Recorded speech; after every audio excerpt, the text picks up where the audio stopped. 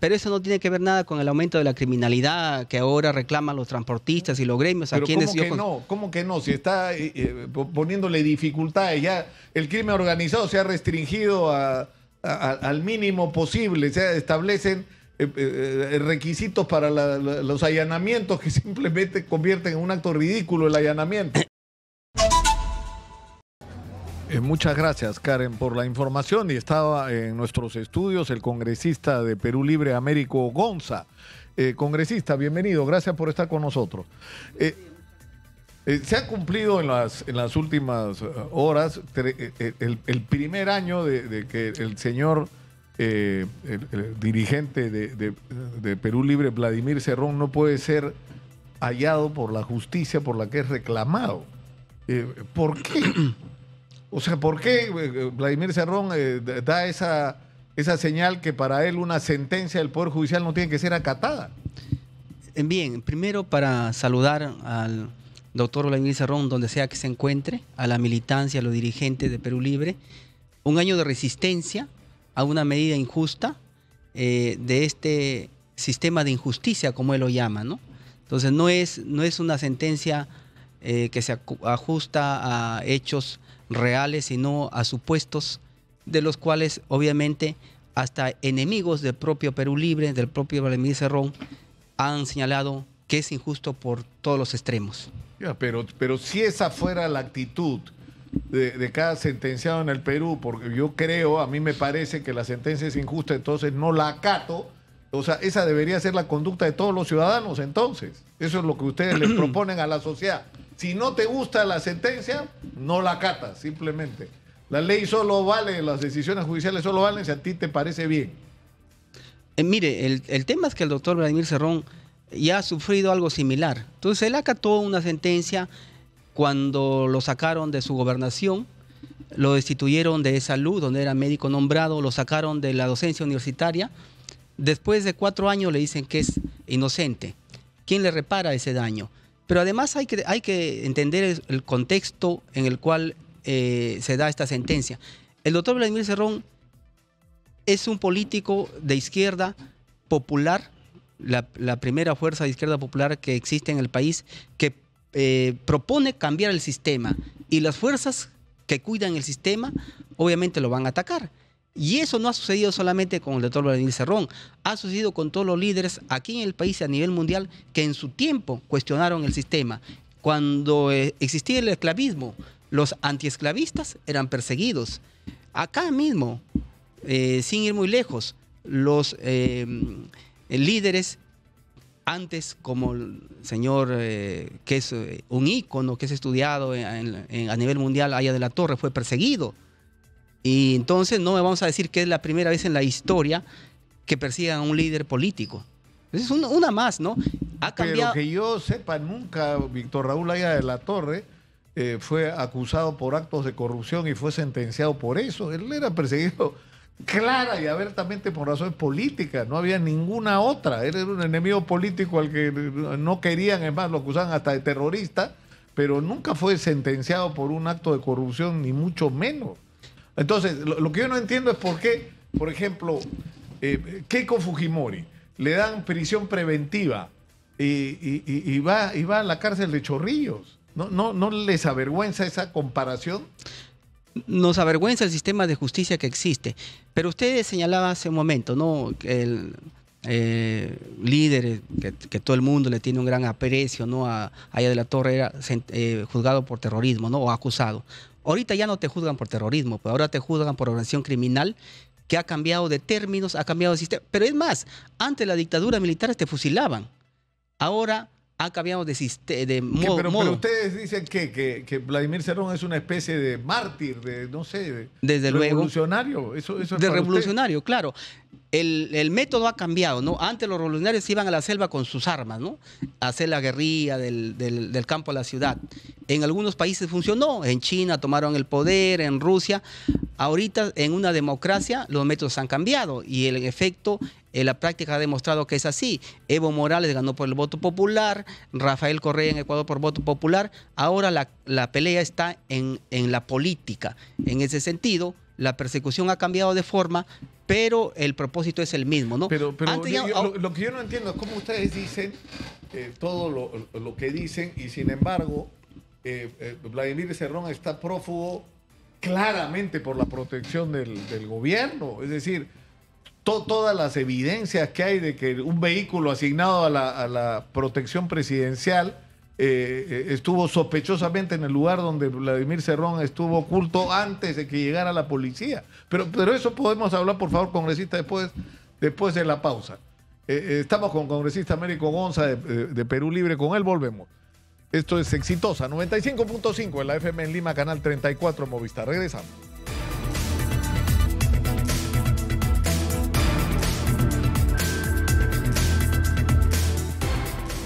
Estamos en Exitosa, la voz que integra el Perú, 95.5 en la FM en Lima, canal 34 de Movistar. Soy Nicolás Lúcar, esto es Hablemos Claro. Está en nuestros estudios el congresista Américo Gonza, él es representante de Perú Libre.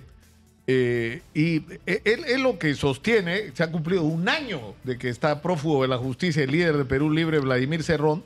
Pero usted, congresista, considera que él es, por un lado, una especie de mártir revolucionario y por el otro lado es un perseguido político. Pero lo mismo dice Keiko Fujimori, Alejandro Toledo, Martín Vizcarra. Es decir, todos los acusados, todos los políticos acusados de corrupción usan el mismo argumento. ¿Cuál es la diferencia? Sí, seguramente utilizan el mismo argumento, no lo dudo. Sin embargo, hay que ver el fondo del tema, ¿no? ¿Quién propone la nueva constitución? Es Perú Libre, el doctor Vladimir Cerrón. La señora Keiko Fujimori más bien quiere mantener la misma constitución. ¿Quién quiere cambiar el sistema contenido justamente en las reglas de juego de esta constitución? Pero si ustedes son parte del sistema, ustedes están, o sea, es imposible que esté ocurriendo lo que está ocurriendo hoy sin que exista de una manera implícita un acuerdo con la señora Dina Boluarte, con Keiko Fujimori. Es más, han compartido y comparten la mesa directiva del Congreso. O sea, ¿dónde se ha visto un antisistema que sea tan parte del sistema? Ese es un tema que también los enemigos de Perú Libre, sobre todo el sector caviar, quiere hacer confundir a la población. Perú Libre no es parte del gobierno de la señora Boluarte, ni siquiera lo fue del gobierno del señor Pedro Castillo, a quien apoyamos, por supuesto, y Perú Libre como partido lo llevó a la presidencia, pero el señor renunció a Perú Libre, gobernó con cualquier otra persona, menos con Perú Libre, mucho menos ahora con la señora Dina Boluarte. Y el hecho de estar en el Congreso ocupando un escaño es porque el pueblo nos ha llevado ahí. Si no, tendríamos que renunciar pues a decir la izquierda popular tendría que ir a luchar al campo con las armas, cosa que nosotros creemos que ya esos tiempos ya no se dan. Ahora tenemos que luchar con los votos. Y para conquistar los votos, como el jugador no, para que entre a hacer el gol, tiene que entrar a la cancha del enemigo. El jugador no se queda a aplaudir en las galerías. Pero no parece muy enemigo. Uno ve las imágenes de Vladimir Cerrón y como que está disfrutando de su participación en el territorio enemigo, ¿no? Bueno, y además reparten comisiones, aumentan presupuestos, bonifican a los trabajadores, contratan gente, todo eso es parte Los jugadores cuando entran al campo enemigo también hacen sus piruetas, ¿no? O sea, no quiere decir que vas a estar con eso ahí todo el tiempo agrediéndote, insultando, ¿no? Entonces aquí, por ejemplo, ahí se desenmascara esta narrativa, ¿no? O lo otro sería pues renunciar al Congreso y que la izquierda espere a que tenga una mayoría en el Congreso para que recién esté ahí en ese espacio legislativo. Tenemos que ir ganando terrenos estratégicamente. Pero usted no ha querido aceptar esa propuesta porque lo que había prometido la señora Dina Boluarte es que si Pedro Castillo salía del gobierno ella renunciaba. Ella no cumplió ese compromiso, se mantuvo y ustedes están ahí. Y cuando se planteó el adelanto de elecciones y se negó, incluso se rechazó la propuesta de Digna Calle de que se permitiera que los congresistas que no querían estar en el Congreso se vayan y le dijeron que no. Nosotros votamos a favor del adelanto de elecciones, ¿ah? Pero ya usted mismo lo ha dicho, ¿no? La señora Dina Boluarte gobierna con las bancadas de derecha que son mayoría. O sea, prácticamente ellos para llegar a acuerdos no nos necesitan, porque la izquierda hemos quedado que reducidos a 12. Pero esos 12 seguimos dando la pelea. Aún así logramos en un momento histórico en el Congreso poner a debate el referendo para una asamblea constituyente.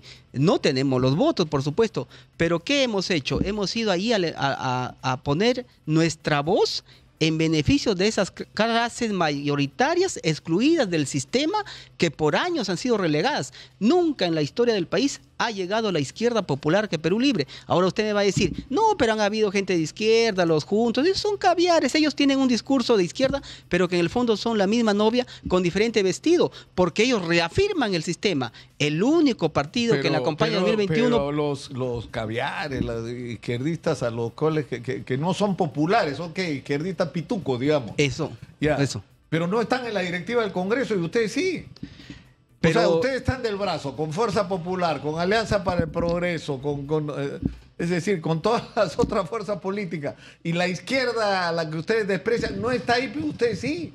Ustedes están disfrutando de ser parte de los beneficios de dirigir el Congreso. No es disfrutar, es ocupar lugares estratégicos, es ir ganando terreno. Le vuelvo a repetir, ¿no?, la comparación. Para hacer el gol del enemigo, al enemigo tengo que entrar en su campo. Tengo que entrar y hacer jugadas maestras para ganar el partido. Yo puedo estar expectante en la tribuna, ¿no?, qué es lo que hacen la izquierda caviar, ¿no? Y de ahí aplauden. Eso está bien, eso ayuda, fortalece el equipo, el ánimo. Pero hay que estar en el campo de acción. Ahora, pues. ¿qué piensan ustedes del pedido de 21 gremios, desde los pequeños hasta los grandes empresarios, del presidente del Poder Judicial, del fiscal de la Nación, del decano del Colegio de Abogados, de los transportistas, del arzobispo de Lima y futuro cardenal, de que se derogue todas las modificaciones que se hicieron a la ley de crimen organizado? ¿Ustedes están de acuerdo con eso? Miren, ninguna ley está hecha en piedra. Las modificaciones que se han hecho se pueden volver a modificar. Ahora, aquí hay un sector responsable de esta criminalidad que vuelven a ser las ONGs que en el 2016 con el presidente Kuczynski facilitaron el ingreso masivo de extranjeros, sobre todo venezolanos. No, pero no me está contestando pues a la pregunta. Ahí voy. O sea, es decir, ustedes han aplicado una ley, o sea, han modificado una ley y lo primero que han hecho es acogerse a esa ley que ustedes mismos han aprobado del brazo con los enemigos. No sé qué tipo de jugada es esa, a menos que sea una jugada para librarse de la justicia. ¿No? Pero eso no tiene que ver nada con el aumento de la criminalidad que ahora reclaman los transportistas y los gremios. Pero ¿cómo que no? Si está poniéndole dificultades, ya el crimen organizado se ha restringido al mínimo posible, se establecen requisitos para los allanamientos que simplemente convierten en un acto ridículo el allanamiento. Mire, usted dice que no tiene que ver, pero yo le voy a demostrar que sí. ¿Qué ha dicho el señor Andrés Hurtado Chibolín? Que esta señora del Águila, Roxana del Águila, hizo campaña con él para los venezolanos, para que ingresen venezolanos. Y ahí no ingresaron las bandas organizadas del Tren de Aragua, los Lobos, los Cotas, los Gallegos. Y esas personas responsables de ese que ocasionó justamente la mayoría de bandas de asaltantes, extorsionadores, gota a gota, son extranjeros. ¿Que existió delito acá de peruanos? Sí, también, pero no es en magnitud. No es, pero ¿quién es el responsable de que casi en un momento casi 2 millones de venezolanos y hoy más de 7 millones de venezolanos se hayan ido de Venezuela? Si no es Nicolás Maduro. O sea, el responsable es él, es el pésimo gobierno que hay en Venezuela, la falta de derechos que hay en Venezuela, la falta de oportunidades, el mal manejo de la economía, la corrupción. Por eso se va la gente de Venezuela. ¿O ustedes creen que no tiene responsabilidad Nicolás Maduro en la diáspora de venezolanos? Evidentemente que tiene responsabilidad. Pero eso aquí tiene que ver para que Perú abra las fronteras y los deje pasar. Cierro las fronteras, pues. Que solucionen sus problemas ellos. Pero acuérdense además que hubo un tratado de Lima donde se facilitó y el señor Kuczynski fue a la ONU, a Estados Unidos, a decir que vengan los venezolanos para hacer quedar en un término pésimo al gobierno venezolano, que solucionen ellos sus problemas, pero no nos van a venir a cargar esos problemas a nosotros. O sea, nosotros somos los buenitos del barrio que dejamos a nuestra propia familia sin la canasta básica para darle al vecino. Eso no es ser patriota. En ese sentido, estos mismos... Pero ustedes que consideran que Maduro, porque había la solución en Venezuela es que se resuelva la crisis económica, social y política gravísima que hay. Porque ese es el primer paso y eso supone que se respeten los resultados electorales. Hasta el día de hoy no muestran las actas porque no pueden mostrarlas. ¿Por qué? Porque Maduro perdió las elecciones. Cuando en una ocasión tuve... ¿Ustedes creen que Maduro ganó legítimamente las elecciones? Cuando en una ocasión tuve la oportunidad de conversar con un embajador de Venezuela acá, yo se le dije que ellos son responsables de su crisis porque se aferraron su economía a su petróleo y no industrializaron su país ante las quejas que estaba dando. Ahora bien, con respecto a estas últimas cifras, vuelvo a repetir, tenemos tantos problemas nosotros acá en el país para solucionar el combate a la delincuencia, la pobreza, brechas en educación, en salud, en agricultura, para estar interesándonos en lo que pasa en Venezuela, que solucionen ellos sus problemas. ¿Cómo no nos vamos a interesar si usted mismo está diciendo, ahorita se calcula que hay 1,5 millones de venezolanos? Y la razón fundamental por la que esos venezolanos están en el Perú es porque su país ha terminado convirtiéndose en invivible por la profunda crisis económica que hay, por la profunda crisis social que esto ha generado y por la intolerancia política, la falta de democracia, es decir, la persecución a los que son enemigos políticos. Es decir, ¿y a usted eso no le parece un motivo de crítica? 1,5 millones son pocos.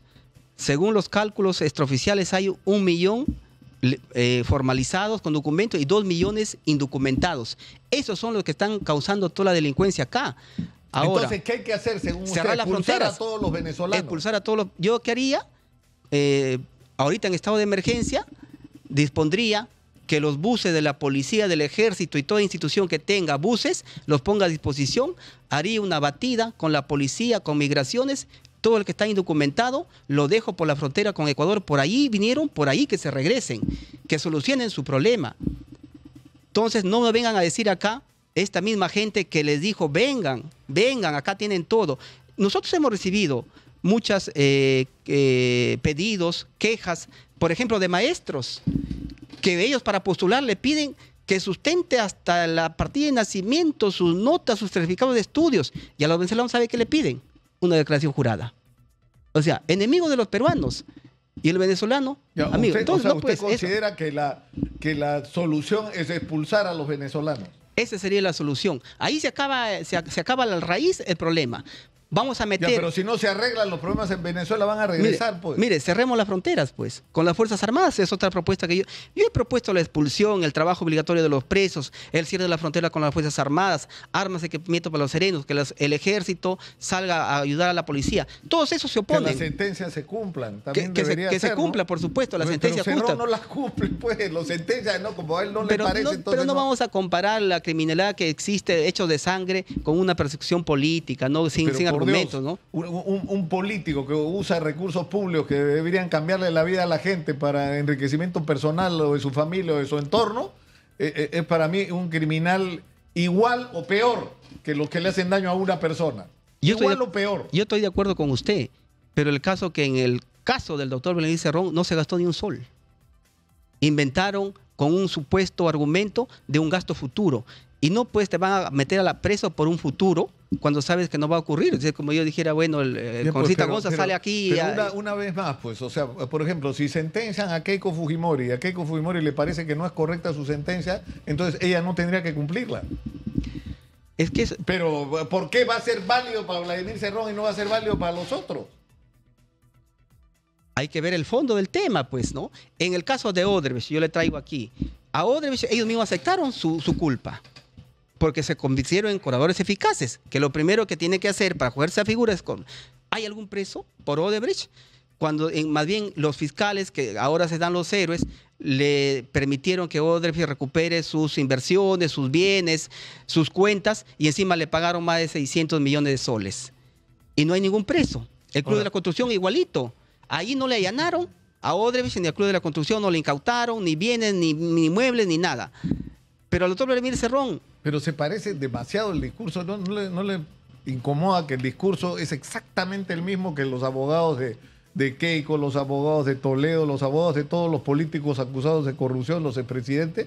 Es exactamente el mismo discurso. No, mire, más bien, todos esos políticos que usted dice estuvieron con Odebrecht.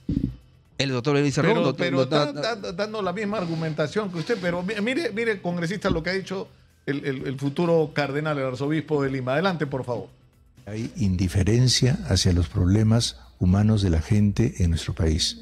Por eso invito personalmente y como iglesia a recapacitar y reformular esas leyes definitivamente o a derogarlas. Sobre todo por el principio que está siendo violado, que es el cuidado de las personas, en función de el ceder a algunos intereses. Eso tiene que cambiar. Y lo hago un llamado a nuestros hermanos del Congreso que escuchen la voz del pueblo y escuchen la voz del Señor. Y no podemos seguir amparando cosas terribles Señora como esas Magariño, leyes. ¿no?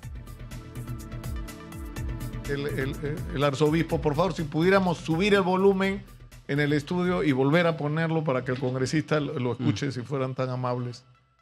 Ahora sí. Adelante, por favor.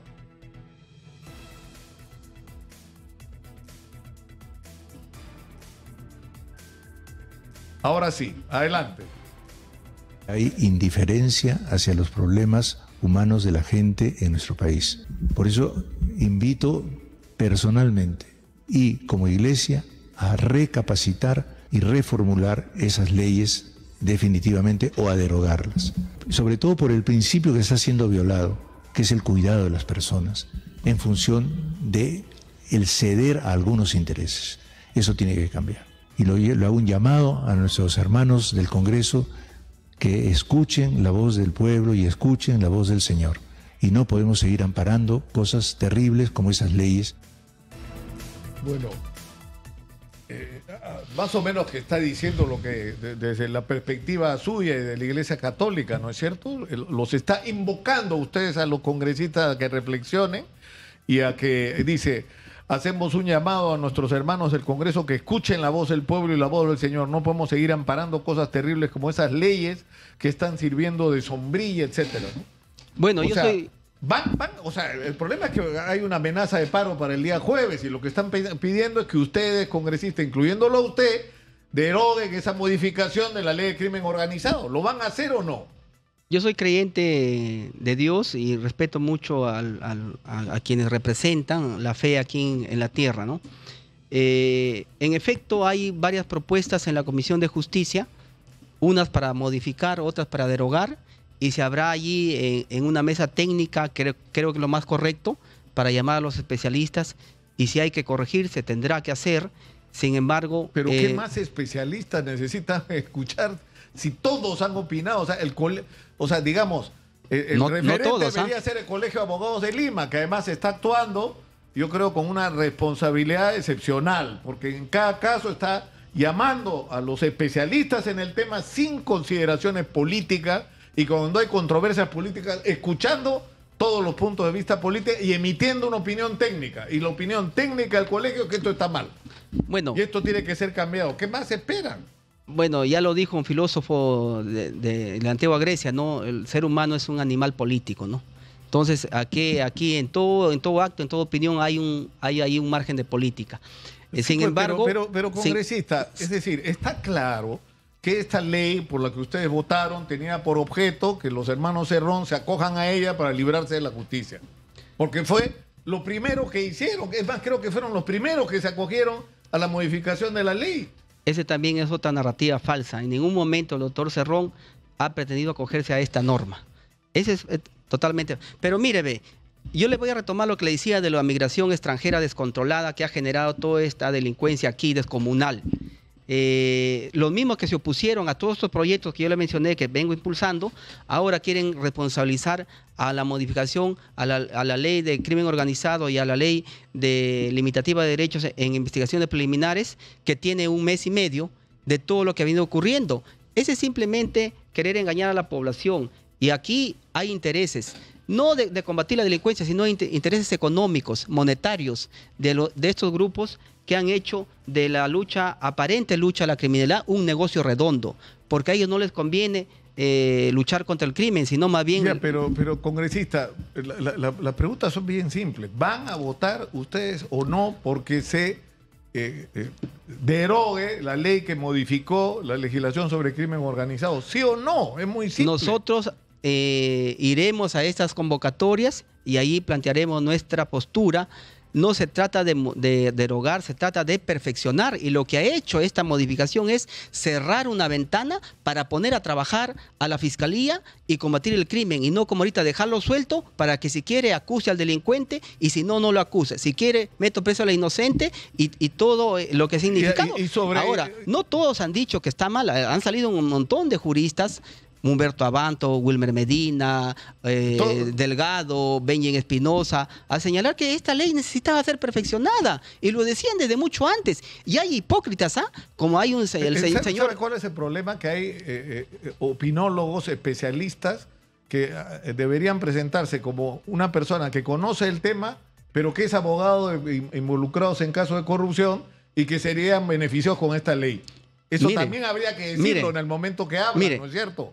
Es decir, no está opinando como un jurista independiente, no señor, es un abogado de gente involucrada en un caso de corrupción que si la ley se sostiene se podría beneficiar de ella. Eso es distinto, porque ya no es una opinión independiente. Pero ¿sabe cuál es el más peligroso? De gente hipócrita como el señor Ugaz, que en público cuestiona esta modificación, pero él es abogado de la secretaria del caso del señor Kuczynski y allí en los tribunales sí la cuestiona. Eso es más peligroso, porque los otros podrán ser abogados, pero una ley está para eso, para que se aplique. Pero no quiere decir que por esta modificación se deje de perseguir el crimen. ¿Cuánto tiempo tenemos de migración descontrolada y las bandas se han incrementado? Si la ley era perfecta. Ya, ¿qué va a pasar con los 17 más el Ejecutivo, 18 proyectos, aunque han hecho uno sustitutorio de la ley que ya no se llama ley del terrorismo urbano, sino de la criminalidad, ¿cómo es? Criminalidad sistemática. Sistemática. Es decir, que a mí me resulta sorprendente, porque están hablando de endurecimiento de penas, pero congresistas no saben que por extorsión hay cadena perpetua. Eso es una cosa que... Mire qué curioso, ¿no? Usted lo está mencionando, por extorsión hay cadena perpetua, pero salieron a decir a algunos que por la modificación a esta ley, la extorsión se iba a quedar fuera. ¿Se da cuenta cómo la contradicción? Y estos mismos que se oponen a la modificación a la ley 27397, limitativa de derechos, ahora se oponen a esta figura penal, pero la criminalidad sistemática. La conclusión, no van a votar ustedes por cambiar la ley de crimen organizado esta semana. Bueno, esa es nuestra función, estar en el Congreso legislar, y se habría que hacer modificaciones perfeccionadas. Pero no es una respuesta pues a estas alturas. Es que eso ya hubo un paro de 24 horas que ha parado Lima y Callao. Puede haber un paro este jueves que paralice el país entero. ¿Sabe qué? Ustedes están pensando y viendo qué especialistas, y me cita usted, especialistas que desde el punto de vista ideológico están en el otro extremo que el suyo. Yo estoy de acuerdo con el paro. Ese paro se debió hacer mucho antes. Ese paro pero es un paro contra ustedes. Se debió hacer ese paro en 2016 para protestar de la llegada de millones de extranjeros indocumentados que han traído la criminalidad masiva, otra forma sanguinaria. No, pero lo que me queda claro es que no van a votar ustedes. Votaremos. Digo, no van a votar por la modificatoria. Votaremos por la modificatoria. Finalmente las leyes no están hechas en piedra. Y así como había una ley que tiene desde el 2024 años, ¿era tan perfecta? Ahora, ¿quién está dirigiendo Perú Libre?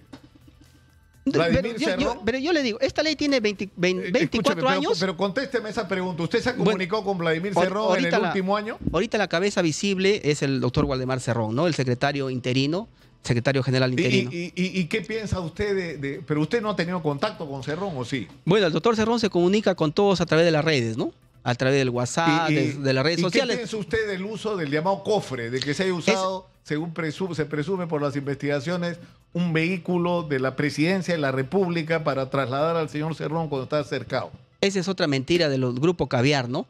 El enemigo de Perú Libre. Cuando llegó Perú Libre a la escena política, desenmascaramos a este grupo con su aparente discurso de izquierda, pero que en el fondo quiere mantener el sistema. Entonces, cuando llega Perú Libre, que es una propuesta genuina, entonces ellos sienten que han perdido terreno y quieren hacer entender a la población malintencionadamente que forma parte... Pero lo que no entiendo es cómo usted dice que los caviares lo que quieren es mantener el sistema y ustedes son parte del sistema, pero de una manera grosera. Están en la directiva del Congreso por segunda vez consecutiva de un Congreso que está en alianza con el gobierno de Dina Boluarte, pero eso es como que no existe para usted. No hay ninguna alianza ahí, más bien a nosotros nos correspondía tener la presidencia del Congreso. por la cantidad de congresistas que teníamos desde la primera legislatura. Tienen 12. Tienen Por 12. eso, pues. Podemos tiene más congresistas que ustedes. Pero no es ninguna alianza estar en la mesa directiva. Significa que hemos ganado estratégicamente un paso en el terreno de la pelea política por reivindicar a las grandes mayorías. Tenemos que terminar. Yo le agradezco, congresista, por estar con nosotros, aunque no nos hemos entendido y no creo que nos entendamos. Muchas gracias por estar Gracias a usted acá. por la invitación. Nos vamos a la pausa, regresamos con más. Estamos en Exitosa 95.5 en la FM en Lima, canal 34 de Movistar. Regresamos.